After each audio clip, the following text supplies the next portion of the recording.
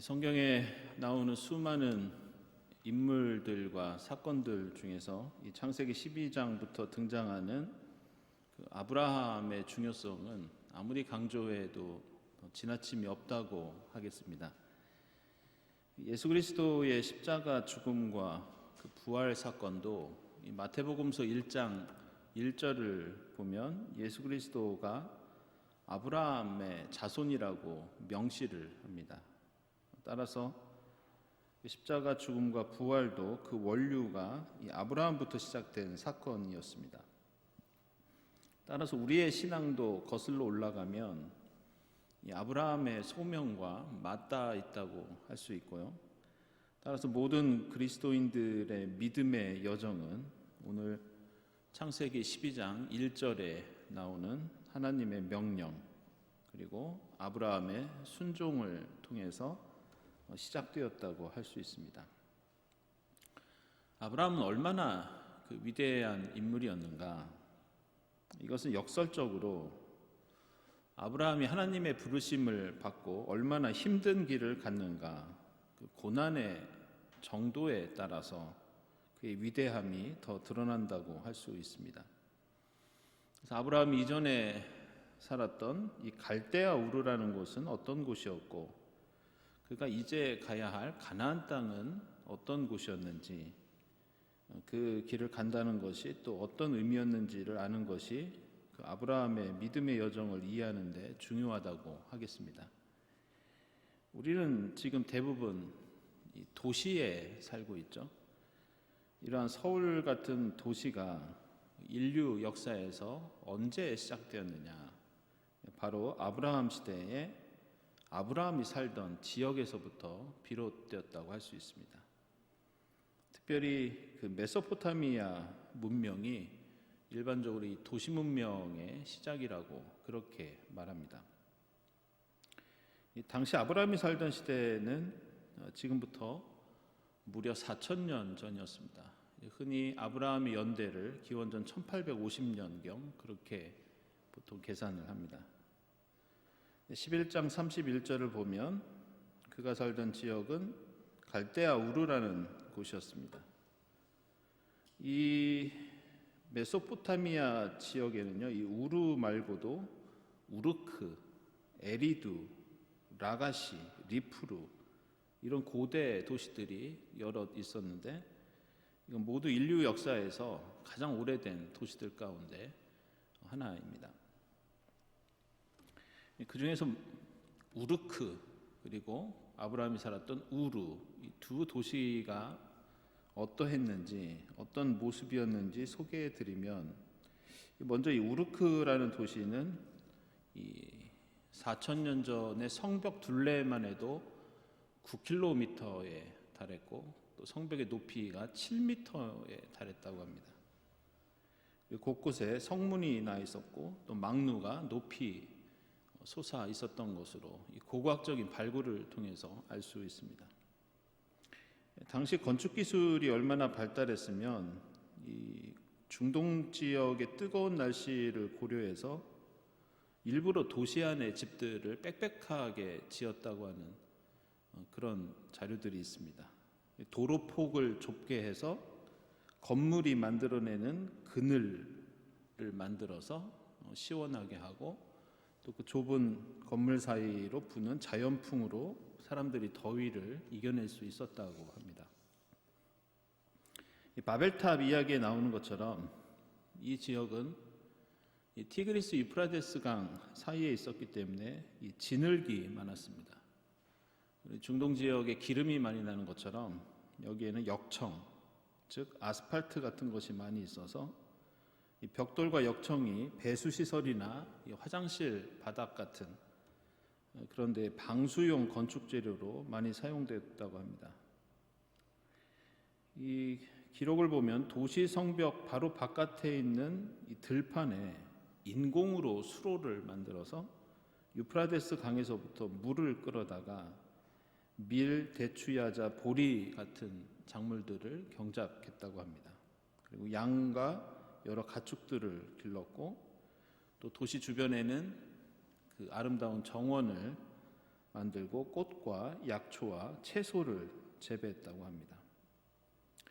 이 기록이 있는데요. 당시의 농사 규모가 얼마나 컸는지 알 수 있는 그 토판에, 진흙판에 조각칼 같은 걸로 글자를 새긴 그런 기록들이 지금 많이 나옵니다. 근데 영수증 같은 문서에 이렇게 기록되어 있습니다.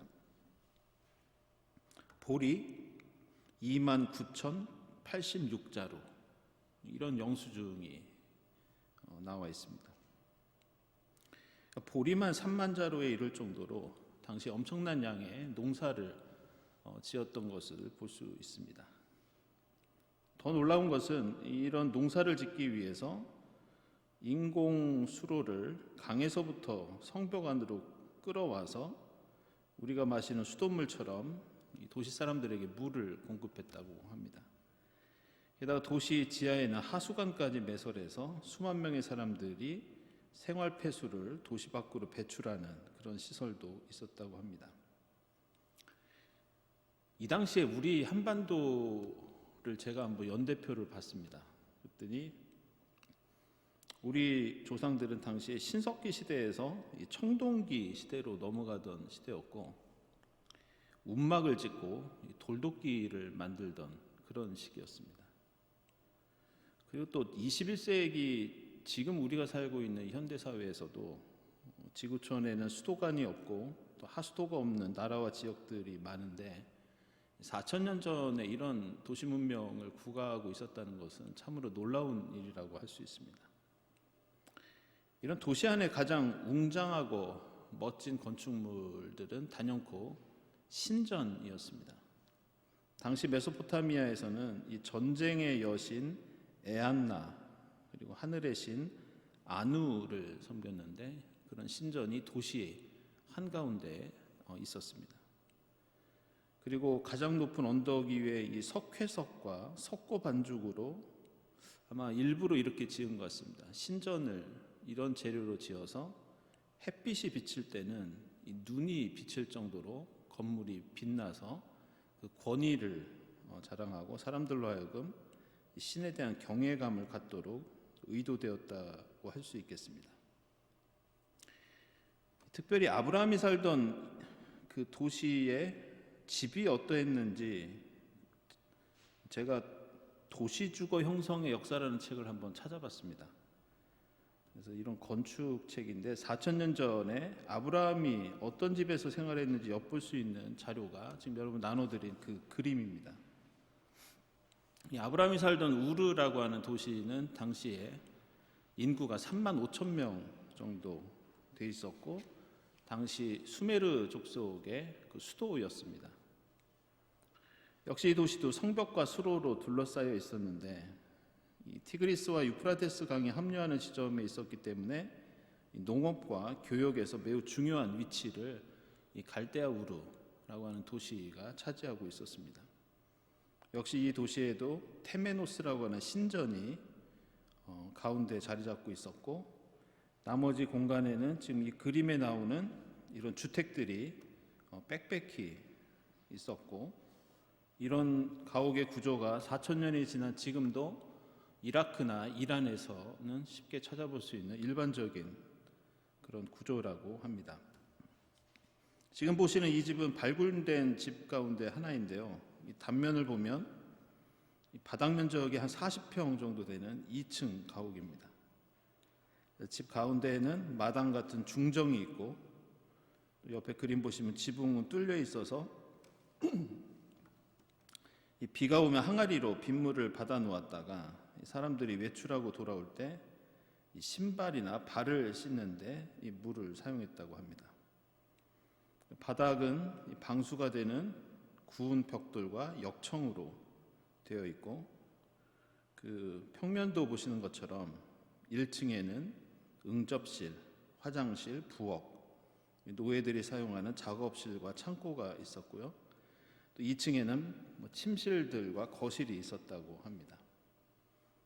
특별히 가운데 있는 마당 같은 중정 보시면은 현관문을 열고 방을 거쳐서 들어와야 했는데, 이게 골목에서 집 안이 보이지 않도록 이 사생활을 보호하려고 이렇게 설계했다고 합니다. 이 밖에도 고고학자들이 발굴한 장소들을 보면 사원, 학교, 상점, 음식점, 매우 화려한 거리가 조성되어 있었다고 합니다. 이렇게 아브라함이 살던 도시의 가옥 형태를 보고 또 우르크라는 도시의 환경을 말씀드리는 이유는 이 아브라함이라고 하는 사람의 그 믿음과 삶을 우리가 좀 더 구체적으로 자세하게 그 상상을 해볼 필요가 있습니다. 너는 본토 친척 아비집을 떠나 내가 지시하는 땅으로 가라. 이 명령에 순종해서 떠났다. 믿음이 참 대단하다. 이렇게 단순하게 생각하는 것보다 그가 이전에 살았던 환경이 구체적으로 어떤 일상생활을 구가하고 있었고 그가 하나님의 명령을 준행하면서 맞게 된 새로운 현실, 이 집을 떠났을 때 어떤 다른 환경 속에서 살아가야 했는지 그것을 상상할 때 우리는 이 아브라함의 삶과 믿음을 좀 더 깊이 이해할 수 있습니다. 전승에 따르면 이 데라와 아브라함, 이 데라가 아브라함의 아버지죠. 이 가정은 당시에 우상을 만들던 가정이었습니다. 이 당시 우르가 속한 이 수메르족의 도시 문화는 이 신전을 중심으로 한 사회였고 사람들은 신전에 우상을 모시고 마치 살아있는 신처럼 매일 그 우상에게 옷을 입히고 또 우상을 목욕시키고 그리고 예배를 드렸습니다. 그리고 이 우르라고 하는 도시의 가장 중요한 산업이 무엇이었느냐? 바로 동상을 만드는 것이었습니다. 실제 크기의 신상, 그리고 왕에 관한 동상, 그리고 개인이 휴대품처럼 갖고 다니는 작은 우상, 성경에는 드라빔이라고 나오죠. 그런 것들을 대량으로 생산하던 그 도시가 이 우르였습니다. 따라서 우상을 만드는 사람이었던 이 데라와 아브라함의 가정은 그 발달된 메소포타미아 지방에서도 그 대단한 우르라고 하는 도시 안에서도 상당한 재력과 상류층이었다고 그렇게 예상할 수 있습니다. 그래서 11장 29절을 보시면 아브라함의 아내가 사레, 나홀의 아내 밀가가 나오는데요. 이 사레는 그 지역에서 숭배하던 달신의 부인인 이 사라투에서 온 말입니다. 그리고 밀가는 이 달신의 딸인 말카투에서 온 이름입니다. 결국 아브라함의 가족은 처음부터 하나님을 믿었던 그런 가족이 아니라 우상을 만들고 그 지역의 신을 열심히 믿으면서 그 형상까지 만들던 사람들이었습니다. 그런데 오늘 창세기 12장을 보면 하나님께서 그런 아브라함을 향해서 고향을, 친척을, 아버지의 집을 떠나서 내가 지시한 땅으로 가라 이렇게 명령하십니다. 4,000년 전에 이런 도시에 산다는 것은 이 도시 바깥에서 보면 엄청난 일이었습니다. 발달된 문명과 문화의 혜택은 부러움의 대상이었고 또 성벽 바깥에서 보이는 이 휘황찬란한 도시의 풍광만 봐도 사람들은 압도당했고 도시 사람들은 상당한 특권을 누릴 수 있었습니다. 그런데 아브라함이 가야 할 가나안 땅은 아브라함이 살던 곳에 비하면 정말로 보잘것없는 그런 오지였고 낙후된 지역이었습니다. 그리고 지도 보시면 우르에서 가나안 땅까지는 직선거리로는 사막이 놓여 있었습니다. 그래서 위쪽으로 돌아가야 했는데 이걸 돌아가려면 수천 킬로미터에 달할 정도로 먼 길이었습니다. 그리고 이 길에는 도둑들이 많았고 야생 동물들도 있었고 낯선 지형과 또 물과 음식을 구하기 힘들었던 매우 위험한 그런 여정이었습니다. 게다가 당시 사회에서 자신의 고향과 친척을 떠난다는 것 자체가 큰 위험이 따르는 일이었습니다. 이 친족들끼리 모여 살면서 농사를 짓고 또 노동력을 공유해야 했고, 외부에서 위험이 있을 때에는 공동으로 함께 그 적들을 물리쳐야 했습니다. 당시 이 지역의 함무라비 법전을 보면 이 중대한 범죄를 저지른 자에게 내리는 무거운 벌 중에 하나가 바로 고향을 떠나게 하는 일이었습니다. 이것은 아브라함 시대 이후로 3천 몇백 년이 지난 이 조선 시대에도 그 죄인을 귀양 보내는 그 유배가 무거운 형벌이었던 것처럼 이 아브라함의 여정이 얼마나 고된 것이었는지 우리는 짐작할 수 있습니다. 게다가 아브라함은 나이가 든 노인이었습니다. 그리고 도시에서 화려하고 편안한 정착 생활을 하던 유복한 사람이 이 그림에서 보시는 쾌적하고 멋진 집에서 살다가 이제는 가축을 끌고 다니면서 텐트를 치고 그리고 우물을 파고 찾아야 되고 목초지를 찾아야 되는 유목민이 되어야 했습니다. 그냥 하나님의 명령에 순종하는 믿음이 아니라 우리가 상상해 보면 엄청난 희생을 각오하지 않으면 결코 떠날 수 없는 길, 그게 지금 창세기 12장 앞부분에 나오는 장면이라고 하겠습니다. 그래서 오늘 말씀은 믿음의 길을 가라는 이 하나님의 명령은 이런 의미를 갖고 있습니다. 지금까지 내가 의지하고 성취하고 누리던 모든 것들을 포기해라.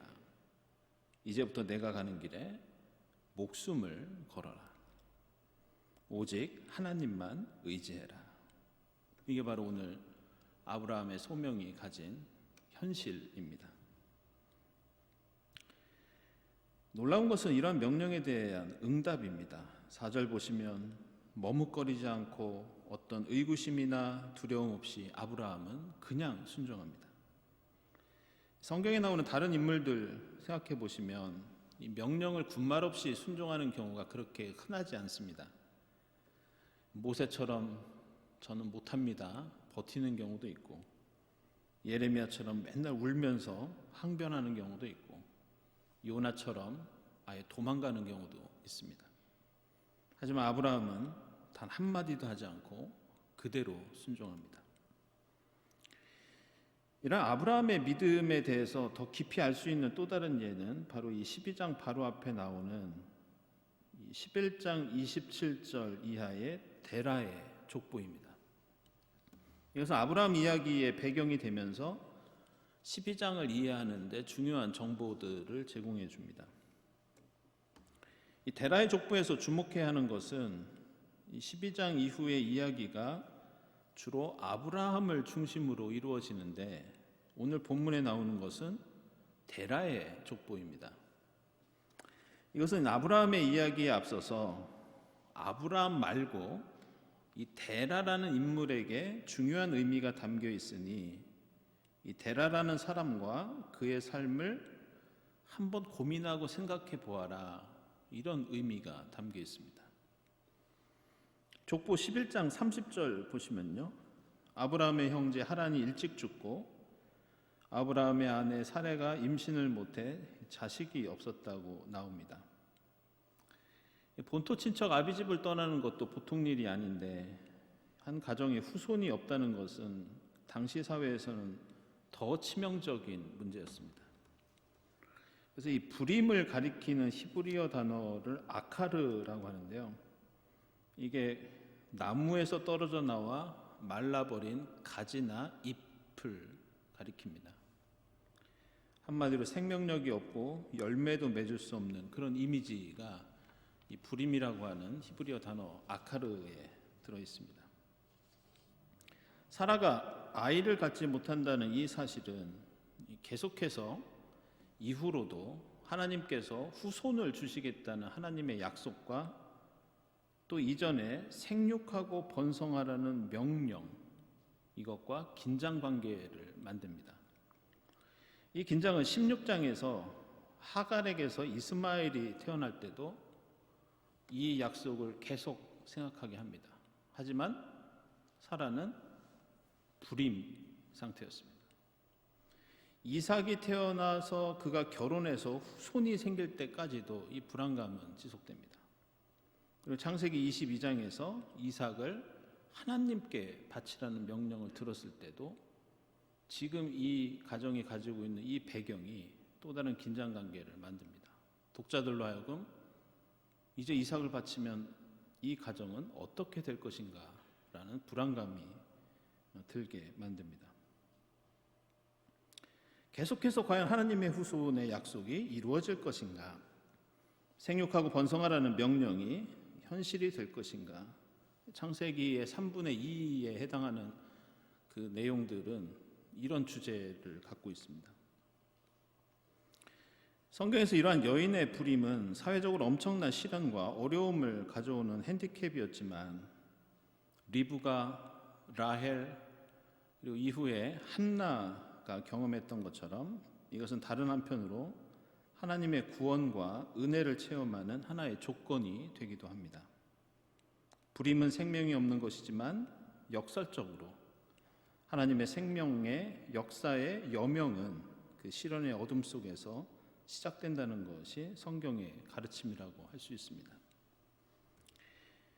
오늘 족보에서 우리가 주목해야 할 중요한 장면이 나오는데요. 그것은 11장 31절입니다. 여기서 얼핏 보면 그냥 넘어갈 수 있는 말씀이 하나 나오는데 그것은 데라가 식구들을 데리고 가나안 땅으로 가려고 우르를 떠났다는 말씀입니다. 우리는 이 갈대 우르를 떠나서 가나안 땅으로 간 사람이 아브라함으로 알고 있지만 사실은 아버지 데라가 먼저 아브라함을 데리고 출발했던 그런 여정이었습니다. 왜냐하면 이 집의 가장은 당시 아브라함이 아니라 데라였습니다. 왜 데라는 가나안 땅으로 가려고 했을까? 물론 여행을 할 수도 있고 여러 가지 이유들을 상상할 수 있지만 앞에서 말씀드렸듯이 당시의 상황들을 고려해 보면 데라가 가나안 땅에 갈 이유가 전혀 없었습니다. 아버지 데라와 아들 아브라함이 사는 도시는 세계 최고의 문명을 자랑하고 있었고 가나안은 매우 낙후된 지역이었고 그 길을 가는 길은 매우 위험했기 때문에 사실은 이건 매우 이례적인 일입니다. 그래서 사람들은 대부분 가나안에서 우르로 가기는 했지만 우르에서 가나안으로 가는 경우는 매우 드물었습니다. 결국 데라의 이 행적은 하나님께 부름받은 것이 아브라함이 먼저가 아니라 아버지 데라가 먼저였다는 것을 알려줍니다. 그리고 만약 더 중요한 것은 데라가 아브라함을 데리고 가나안 땅에 갔다면 믿음의 조상은 아브라함이 아니라 데라가 믿음의 조상이 될 수 있었습니다. 그런데 오늘 본문을 보면 데라는 가나안 땅으로 가다가 끝까지 가지 못하고 지도의 중간에 나오는 것처럼 이 하란에 주저앉습니다. 그리고 그 하란에 눌러앉아 살다가 거기에서 죽습니다. 지도를 보시면 오른쪽에 있는 우르에서 900km 정도 떨어져 있는 이 가운데에 있는 도시가 하란입니다. 이 하란은 지중해로 향하는 국제 교역로의 중요한 기착지였습니다.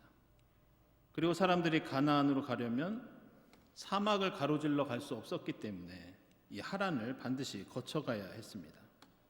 이 도시는 우르처럼 크고 화려했고 데라와 아브라함이 원래 믿었던 달신 숭배의 중심지였습니다.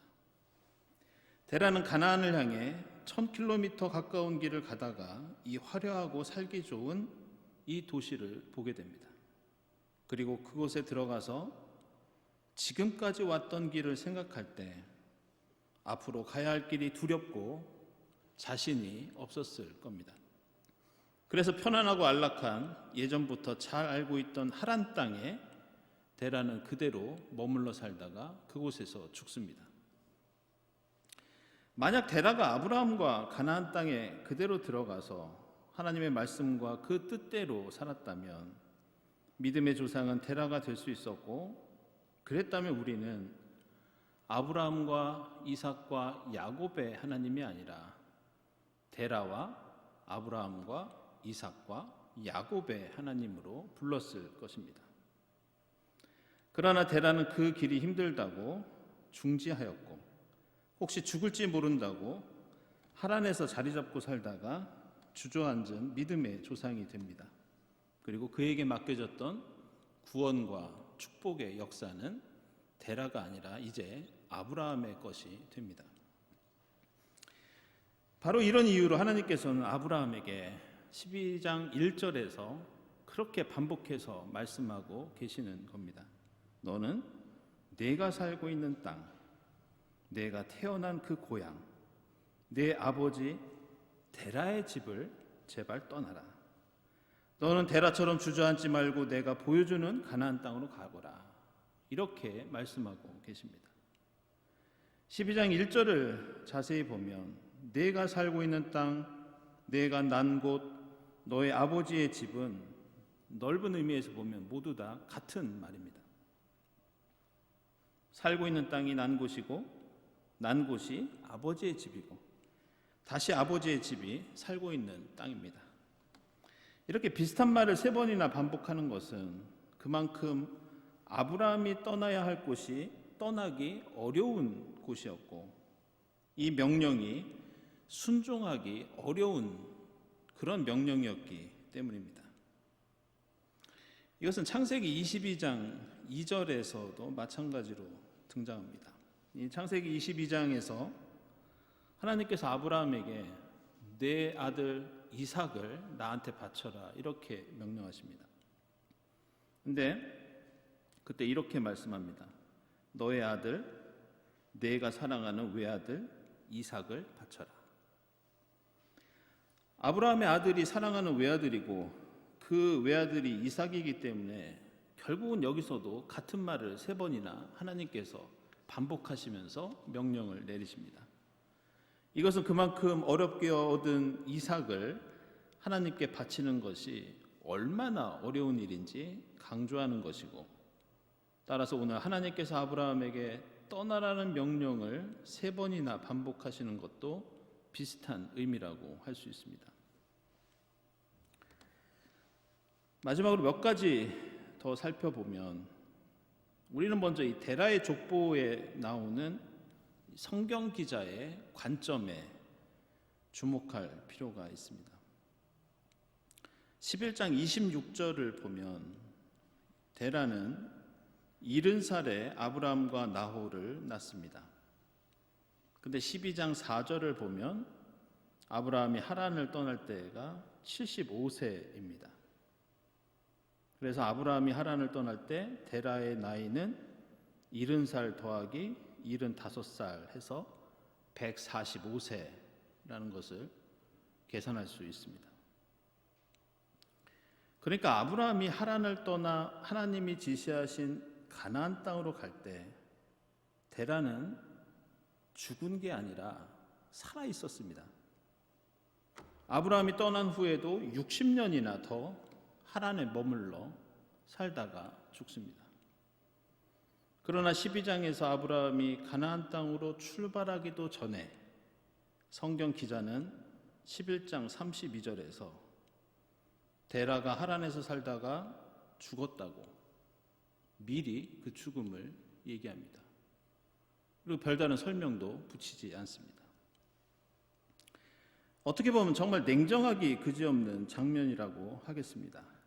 하란에서 주저앉은 너 데라의 역사는 이미 끝났다. 목숨은 붙어 있을지 모르지만 하나님의 구원 역사에서는 더 이상 너의 삶은 언급할 가치가 없다. 본격적으로 이제 아브라함의 이야기를 하겠으니 너는 비켜라. 그래서 이야기의 순서상 아직 죽지도 않은 데라의 죽음을 아예 미리 못 받고 12장 1절이 시작되고 있습니다. 다음으로 12장 1절에서 여기에서 떠나라는 말은 히브리어로 레크르카라고 하는데요. 여기서 르카라는 이 말의 번역이 우리말에는 안 되어 있습니다. 그 뜻이 뭐냐? 너 자신을 위해서, 이런 뜻이 이 속에 담겨 있습니다. 그래서 이 레크르카는 그냥 떠나라는 것이 아니라 하나님의 명령은 너 자신을 위해서 떠나라, 이런 뜻입니다. 하나님께서는 지금 아브라함에게 내가 비록 갈대아 우르라는 대도시에서 화려하고 윤택한 삶을 살다가 척박하고 위험한 가나안 땅으로 가지만 이것은 결국 너를 위한 것이다, 이렇게 말씀합니다. 그리고 네 아버지 데라는 자신을 위한다고 하란에 자리를 잡았지만 그것은 결국 데라를 위한 것도 아니었고 하나님을 위한 것도 아니었고 그 누구를 위한 것도 아니었다. 비록 가나안으로 가는 길이 힘들고 위험하지만 너 아브라함을 위한 길이니 본토 친척 아버지의 집을 바로 너를 위해서 떠나라, 이렇게 명령하십니다. 그러면 너로 큰 나라가 되게 하고 크게 이름을 떨치게 하겠다. 축복을 내려주겠다. 여기서 축복이라는 말은 지난번 주일 설교에서 말씀드렸듯이 히브리어로 바라카, 바로 무릎이라는 뜻입니다. 내가 환경과 처지와 이익을 뒤로 하고 하나님 앞에 순종하며 꿇고 있는 그 무릎, 그것이 바로 축복이다. 화려한 우르나 가나안 땅에 들어가서 얻게 될 어떤 보상이 아니라 꿇고 있는 그 무릎이, 그 순종이 바로 축복이다, 이런 뜻입니다. 마지막으로 12장 3절을 보면 이 땅에 사는 모든 민족이 너로 말미암아 복을 받을 것이다, 이런 말씀이 나옵니다. 여기에서 이 너로 말미암아라는 번역이 여러 가지 번역으로 가능합니다. 히브리어로 베카라고 하는데요. 여기서 베라고 하는 말이 이 전치사입니다. 그래서 여러 가지 뜻으로 해석이 가능합니다. 먼저 우리 성경처럼 너로 말미암아, 너를 통해서, 이런 뜻도 되지만 다르게 번역하면 너처럼 혹은 내 안에서 너와 함께, 이런 번역도 가능합니다. 너로 말미암아 혹은 너를 통해서 이렇게 번역하면 아브라함은 이 축복의 중재자나 축복의 통로가 됩니다. 너처럼이라고 번역하면 아브라함은 축복의 모범이 됩니다. 그런데 아브라함이 축복의 중재자가 되든지 모범이 되든지 이런 번역은 모든 민족과 아브라함의 관계가 서로 떨어져 있는 독립된 관계가 됩니다. 그런데 저는 이 부분이 내 안에서 너와 함께 복을 받을 것이다, 이렇게 번역되어야 한다고 생각합니다. 내 안에서 이렇게 번역하면 땅에 사는 모든 민족들이 아브라함의 축복의 공간 안에 들어온다는 뜻이 됩니다. 이것은 모든 민족이 아브라함과 함께 복을 받는 것이고 모든 민족과 아브라함은 떨어진 관계가 아니라 축복을 받아도 함께 받고 받지 못해도 함께 받지 못하는 그런 공동의 관계가 됩니다. 그래서 아브라함 안에서 아브라함과 함께 모든 민족이 복을 받는다는 약속은 모든 민족이 복을 받기 전에는 아브라함에게 임할 축복도 완성되지 않는다는 그런 뜻이 됩니다. 따라서 오늘 3절 말씀은 아브라함에게 베풀어 주신 축복과 약속이지만 다른 한편으로는 내가 받을 축복이 모든 민족과 긴밀하게 연결되어 있다는, 내가 복을 받아야 모든 민족이 복을 받고 모든 민족이 복을 받아야 내가 받는 복이 완성된다는 일종의 인류의 축복에 대한 사명과 과제라고 할 수 있습니다. 우리는 예수 믿고 그리스도인이 되어서 복을 받는 것을 이 세상과 날카롭게 구분하고 또 나눌 때가 있습니다. 내가 믿음을 가지면 복을 받고 믿음이 없으면 저 교회 바깥에 있는 세상 사람들처럼 복을 받지 못한다는 그런 이분법적인 사고. 이런 생각은 오늘 아브라함에게 말씀하신 축복의 선언과는 맞지 않습니다. 예수의 십자가와 부활이 일부 기독교인들을 위한 배타적인 구원과 사랑이 아니듯이 우리가 받을 구원과 복도 우리만이 독점하는 그런 것이 아니라 이웃과 함께 받는 복, 그리스도 안에서 세상과 우리 모두가 받는 구원과 사랑이라는 뜻을 오늘 이 아브라함 이야기가 담고 있습니다. 이 사순절, 이 하늘 보좌를 떠나 낮은 이 땅에 오셔서 십자가 고난을 당하신 주님의 겸손과 순종을 이 아브라함 이야기를 통해서 다시 한번 묵상하고 본받을 수 있기를 바랍니다. 아브라함처럼 본토 친척 아비집을 떠나 하나님의 말씀을 붙잡고 믿음으로 나갈 때 그 길이 우리 자신을 위한 길이 되고 그 약속과 축복이 나와 이웃과 교회와 모든 민족의 축복이 될 줄로 믿습니다. 오늘 아브라함 말씀 묵상하면서 함께 기도드리겠습니다.